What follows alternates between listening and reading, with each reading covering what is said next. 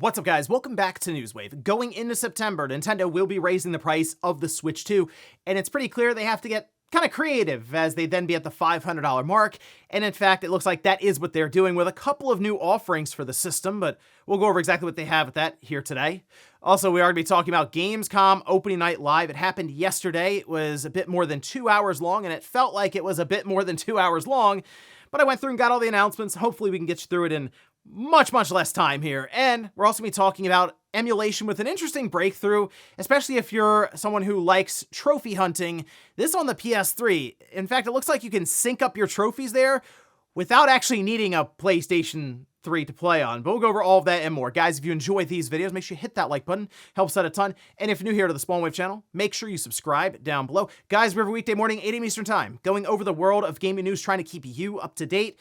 So just know if you don't get a notification in the morning, there's probably a video here to check out on YouTube or on Spotify with video and audio available there. And we're going to start today with PlayStation Plus games Essential tier for the month of September, as it seems like they leaked out a bit early. Now, this we can see is over on D-Labs, and these games will be going live starting September 1st. Let's see, we have Sniper Elite Resistance, Chained Echoes, and Wobbly Life. The one I am familiar with is Chained Echoes. That was actually a pretty cool callback to old school 16-bit RPGs. So that is an easy recommendation there, I would say. But Sniper Elite Resistance, I think that came out in 2025. So I don't know, somewhat recent. And then Wobbly Life, I am not sure. I think that might be like a streamer game or something. It's an interesting looking game is what we'll say there. But this is the thing that Sony's been doing now, is they're doing these staggered releases for PlayStation Plus games. So we just had some PlayStation Plus games go up this week, and then it turns out next week, okay, we're gonna have more PlayStation Plus games. So it's almost like they want something to come out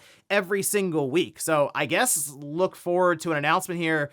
I mean, maybe as soon as today for games going up next week. Also, it looks like Persona 6 is gonna make it in just under the cutoff for physical media for the PlayStation 5. This was spotted, we can see, over on the Sega website. Under platform, they have Xbox, or Game Pass, Xbox Series, Windows, PlayStation 5, Steam, and then they have a little asterisk there that says, only physical copies of the PlayStation 5 version are available. So there won't be a printed disc for the Xbox Series at all, obviously not for PC. But the PlayStation 5 has been kind of the last holdout for many multi-platform releases, because the Switch 2 may get a game key card. The Xbox may have a disc that doesn't actually hold all the data, or just none at all. But the PlayStation 5 with its 100 gigabyte disc was nice, because there were many times where it would just have the entire Gold Master version of the game on there. Yes, there'd be updates and stuff, but for the most part, you could pop the disc in and at least play a very, I'd say still good version, stable version of the game. So that is the thing that really hurts when we move away from that January 2028, because it was the last real bastion of physical media for the most part with most of these multi-platform third-party releases. But at least for Persona fans, there should be a PlayStation 5 disc out there on release, and it should then be coming out sometime in 2027 for that January 28 cutoff. Oh, and if you wanted to try out Onimusha Way of the Sword, a demo did release for the Switch 2, and also just an extended demo outright for other platforms. I did download it on the Switch 2 to check it out. I enjoyed the first demo they released. I'm picking this game up immediately when it releases. Actually, next week. Yeah, first week of September. So that one's snuck up on us pretty quick there, but I think it's pretty good on the Switch 2. You can remove the 30 FPS cap, and I think it holds up well in handheld mode specifically there. But with docked mode, you can kind of tell the inconsistencies in frame rate. Still, though, it is a fun game, and I think for the most part is represented well on the Switch 2, especially again if you're a handheld player. It's a good time, but the demo's free, so you can just download it and try it out for yourself and see what you think of maybe the Switch 2 version versus any of the other platforms. And guys, with some of the quick news out of the way, let's get into the bigger stuff. Let's start right away with Nintendo and the Switch 2. That will be going up in price starting next week. And as I've said, Nintendo has to figure some things out here, because it just gets harder and harder to sell a system as it goes up in price. It just is. That's typically why throughout the generation of a system, you will see it drop in price, because they understand they've gone through the enthusiast, the crowd that they'd be selling to at that launch price, and they have to whittle it down to try to appeal to more of the mainstream audience that typically is more oh, the thing is half of what it was at launch, more impulse buy territory, and then they'll go with it there. So Nintendo it seems like, is trying to figure out this method of bundles, but continuously doing bundles, because they launched with a $500 version of the system, but it came with Mario Kart World that would have been $80. Okay, you technically save $30 by going with the bundle. And that bundle is now back, which, like, you can see, this is over on Nintendo's site where they released this press release for it, saying hit the ground racing starting in late September with the Switch 2 plus Mario Kart World bundle featuring the Switch 2 system, a full download of the Mario Kart World game, and a 3-month or 90-day Nintendo Switch Online individual membership for $550. They do the math for you and tell you that you're saving, technically $30 for the game. That'd normally be $80, and then, like, I guess whatever for a 3-month supply of that. Okay, so you're technically saving like $38 or something on top of that.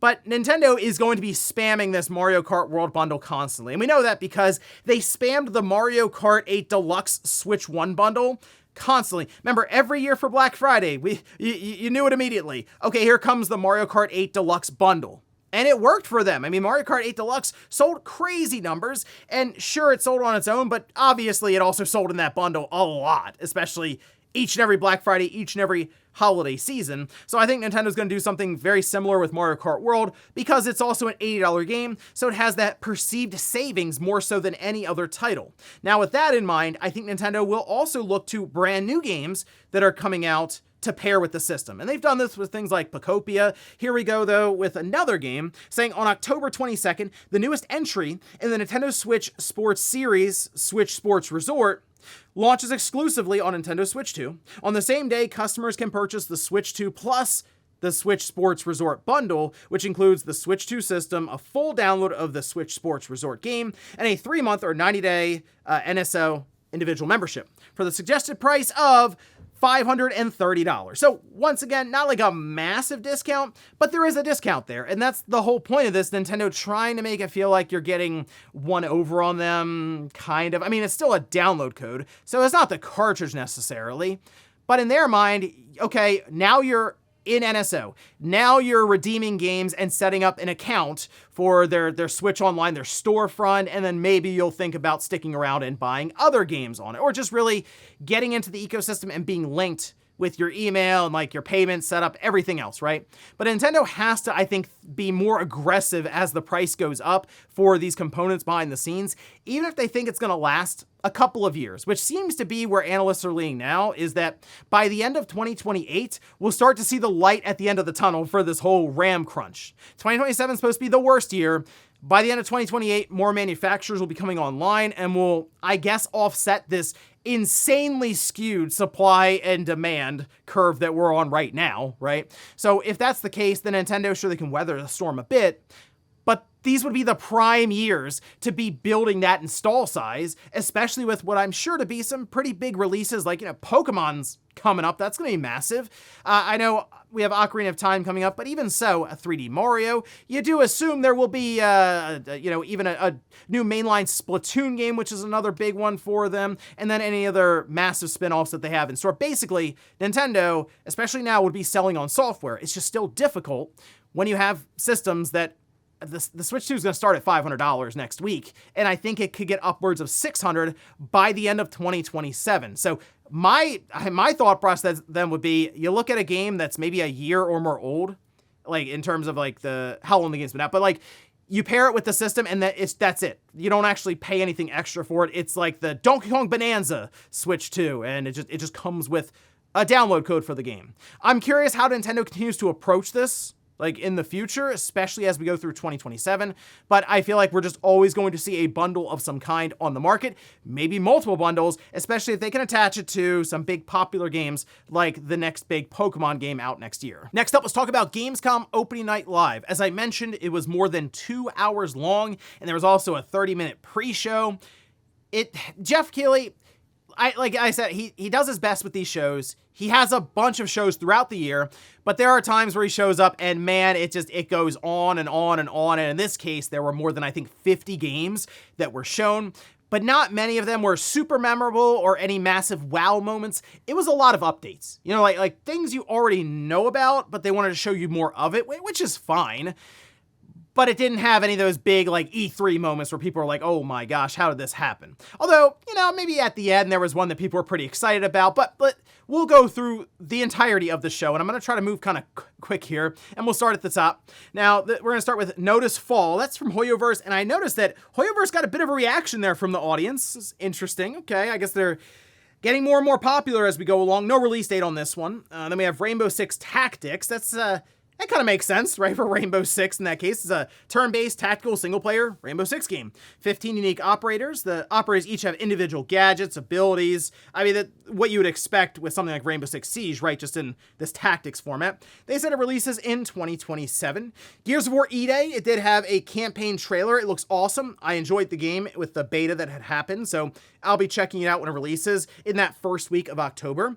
Okay, we have I think Jeff called it Ananta. I've been calling it Ananta, but this is the NetEase game. It's free to play, open world RPG, and to me it looks like Grand Theft Auto anime style game, but it definitely leaned more into like comedy than I was expecting. Still though, PS5, PC, and mobile, it's releasing January 15th, 2027, so we did get the release date for that one. Silent Hill Townfall looks awesome. I'm ready to go, picking it up September 24th, so 1 month away on that one.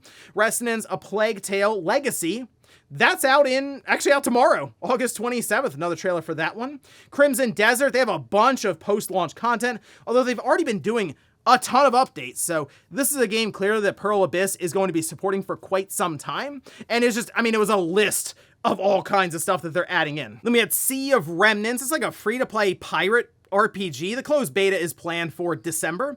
Tides of Annihilation looks really cool. No release date though. I was kind of disappointed on that one. I feel like we've seen and heard about this game quite a bit, but they're just not quite ready to tell us when exactly we can play the thing. Then we have Loaf Song. It's a new game from Unrelated Games. All right. And this is, apparently sound is the world's remaining language.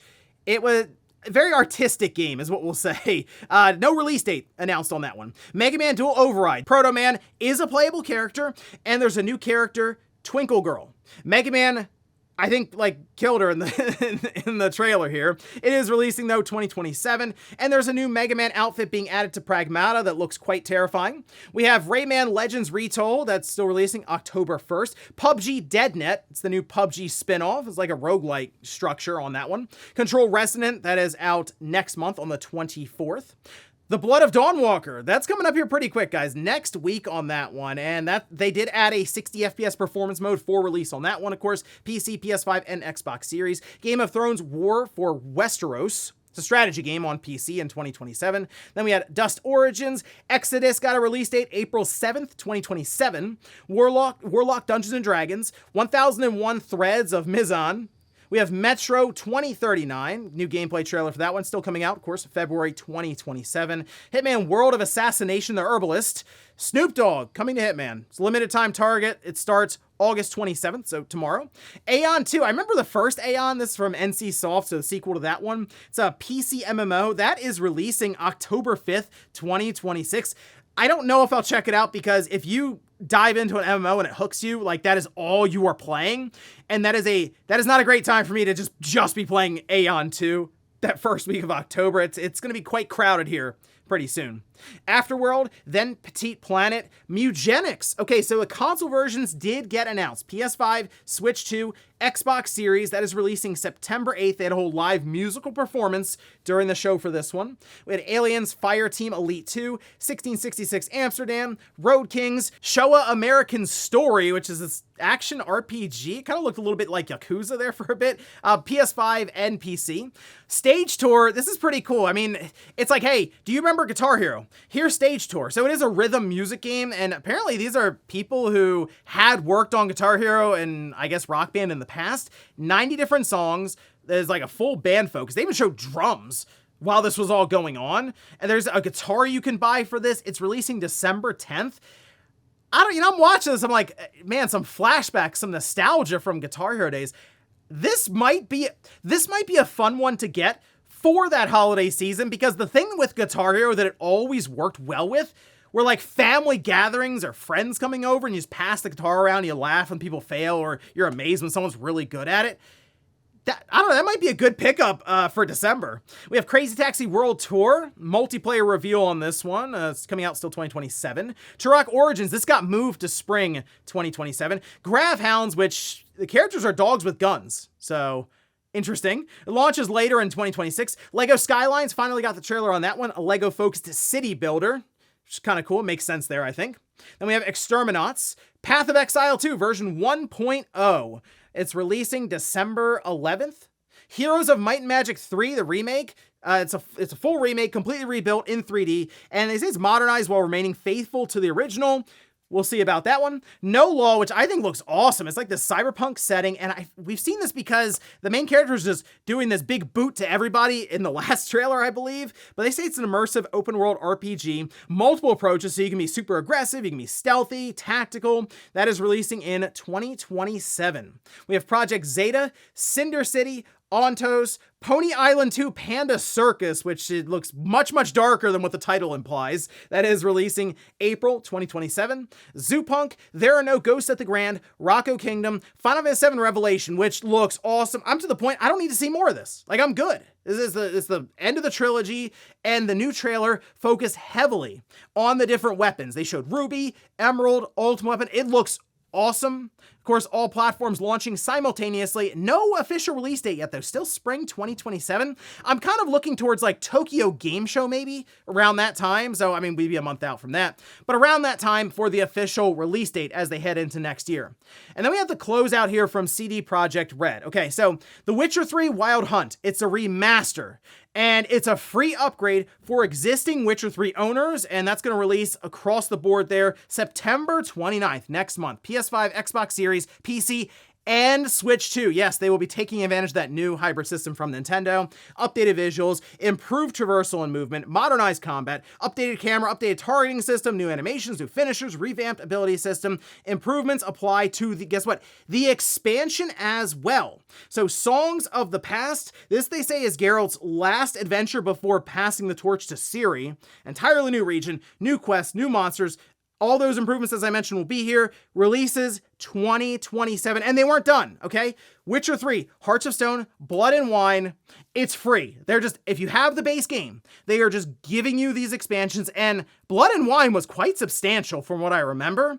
So, really cool. I mean, they're just saying, hey, you know what? Witcher 3, it's been out for a while. A lot of you have bought the game, but just in case, yeah, you just have it. That way you're all caught up and ready to go when Songs of the Past releases next year. Good announcement. Actually, a pretty good closeout, too, because it seems like they did a lot of work to Witcher 3. It's doing that thing where it's like, it's a remaster, but also kind of remake territory. Although I do need to see how exactly the game feels to play. And look, Witcher 3 is a good game. It's definitely more than 10 years old. Okay, we'll go with that. It's aged, right? So in that case, I'm curious, not only with just some of the improvements they've made for the other platforms, but also that Switch 2 version, that is quite intriguing to see how that one looks, because the Switch 1 was kind of a miracle that it existed in the first place. Open Night Live, though, it felt like it was more than 2 hours long, but there were a lot of announcements there. It's just nothing super impactful. But I did ask everyone to give this show a letter grade, and we'll check in on that in a minute. And in our last bit of news, let's talk about RPCS3, which is the very, very popular PlayStation 3 emulator on PC, because they keep innovating on this thing. It is kind of crazy what they've been able to do with it. And now it's in a position where you can play online with it with a full network that they've set up, and also earn and then sync trophies. You've been able to already do trophies, but it had to remain local. Now you sync your trophies to their servers. You have an entire online profile for it that people can go and look up. And like you can see their blog post here, where they say your RPCS3 trophies are now synchronized with the network when you boot a game with RPC or RPCN enabled. Our PSN network replacement. And you can actually jump over to, they have an example profile here set up where you can go across a couple of different games and the number of trophies with the completion percentages, the little bar that fills up there. And they have trophy points at the top just to show exactly like how many games you've gone through, of course, and what your overall like gamer picture looks like there. But then you go over to RPCN, And they have real-time stats for games being played, which is kind of interesting just to see what everyone's up to. So if you look at the top 10 games, the number 1 is Demon's Souls. But they have Little Big Planet too, with 24 people playing. I hadn't even thought about Rock Band 3 if you play online with a bunch of people. That actually would be pretty fun there, even on PC through an emulator. But that, like, they have maybe 300 people online at any given time. I thought it was a really cool idea to allow people to sync their trophies to their server, and it just kind of follows you around with your profile then, and not just having to be stored locally. So you're playing a game, the trophy pops, it all syncs up. I mean, they really have rebuilt and emulated the entire like PlayStation 3 ecosystem, online and offline. Is just impressive stuff. And I feel like every week I'm seeing some new big update or breakthrough they've had. So the emulator, while you do need a fairly capable system to run it well, it's still pretty awesome to have, especially as we go along, and maybe they're able to optimize it further, which they still have those sorts of updates for lower end hardware, or just in general, as our hardware keeps getting better and better and better, eventually most things will just be able to run PC S3 and sync your trophies up online. And before we go to the comment of the day, we'll take a look at the poll that I posted up yesterday, where I ask, give Gamescom Opening Night Live a grade. 46% said C, 29% said B, 18% said D, and then 7% said A. I'm right there at C. I mean, there were a lot of games. Like I said, there was more than 50 titles when you include, I think, the pre-show. And so there was a lot that was shown. It just wasn't anything that was like super impactful of like that big wow moment. It was just more or less updates all over the place, and that occasional fun or nice little surprise, like the Witcher 3 stuff at the end. That was pretty cool. Seeing Proto Man be playable and Mega Man Dual Override was also neat. Even the Ananta stuff, which I honestly I'm just curious how that thing comes out. Like the game itself being free to play and looking like it had a lot of elements pulled from other games, just to see what happens there. So, okay, in terms of it opening for a trade show where a lot of these companies want to just give you updates, in that case, it was a pretty good show, but for something that's kind of like an E3 comparable, not quite. And we'll finish up with the comment of the day, as you're seeing here.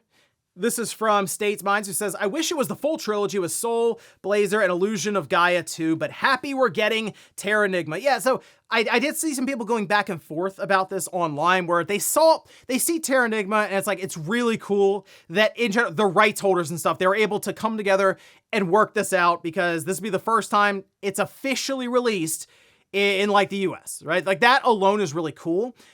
But you're thinking, hey, this should be a big special event. They should go a little further. Widescreen support was one that I saw brought up, or a few other things. Just like that little extra step for this sort of release. And really, you look at it, it is a pretty bare bones release from what we know so far.